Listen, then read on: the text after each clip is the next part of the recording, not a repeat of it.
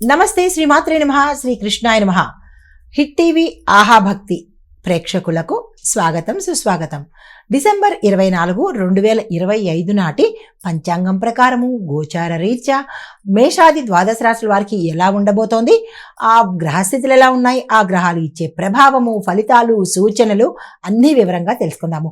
ముందుగా గ్రహస్థితులు చూసినట్టయితే కనుక సూర్యుడు ధనస్సులోను, చంద్రుడు మేషంలోను, కుజుడు కర్కాటకంలోను, బుధుడు వక్రగతిలో ధనస్సులోను, గురుడు వృషభంలోను, శుక్రుడు వృచ్చికంలోను, శని భగవానుడు కుంభంలోను, రాహువు మేషంలోను, కేతు తులాలోను సంచారం చేస్తున్నారు.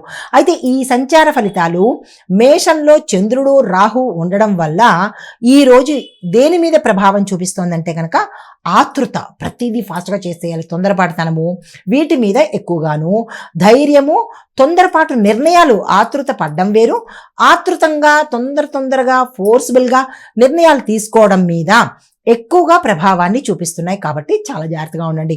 తదుపరి రాశి కర్కాటక రాశి. ఈ రాశి వారి యొక్క ఫలితాలు మనసు కొంచెం అశాంతిగా ఉన్నప్పటికీ కొంచెంగా సర్దుబాటు అయ్యేటట్టుగా గోచరిస్తున్నది. అయితే కుటుంబపరమైన బాధ్యతలు మీ మీద ఎక్కువ అయ్యే అవకాశాలు గోచరిస్తున్నాయి. అది ఉన్న బాధ్యతలు కాకుండా కొత్త బాధ్యతలు కూడా కుటుంబపరంగా మీకు రావచ్చు. వాటిని తీసుకోవాల్సిన పరిస్థితి కూడా ఏర్పడుతుంది. ఉద్యోగపరంగా ఒత్తిడి కొంచెం తగ్గే అవకాశాలు కనబడుతున్నాయి.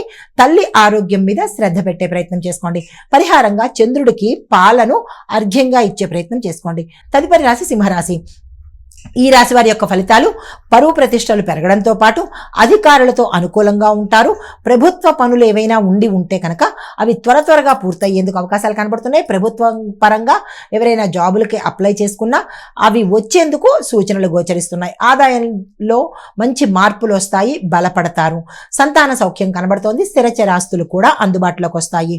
మీకు చెప్పదగిన పరిహారము ఆదిత్య హృదయాన్ని పారాయణ చేసినట్టయితే కనుక మంచి జరిగే అవకాశం ఉంది. తదుపరి రాశి కన్యారాశి. ఈ రాశి వారికి పని ఒత్తిడి పెరుగుతుంది, కానీ ఫలితం కూడా అదే స్థాయిలో అందుకుంటారు. అయితే ఆరోగ్యానికి సంబంధించిన సమస్యలు వచ్చే అవకాశం ఎక్కువగా కనబడుతోంది. ఆరోగ్యం పట్ల జాగ్రత్తలు తీసుకోండి. ఆర్థికంగా కొంత సమతుల్యత అంటే బ్యాలెన్స్డ్గా ఉండే అవకాశాలు కూడా గోచరిస్తున్నాయి. పరిహారంగా తులసి మొక్క దగ్గర దీపాన్ని పెట్టే ప్రయత్నం చేసుకోండి.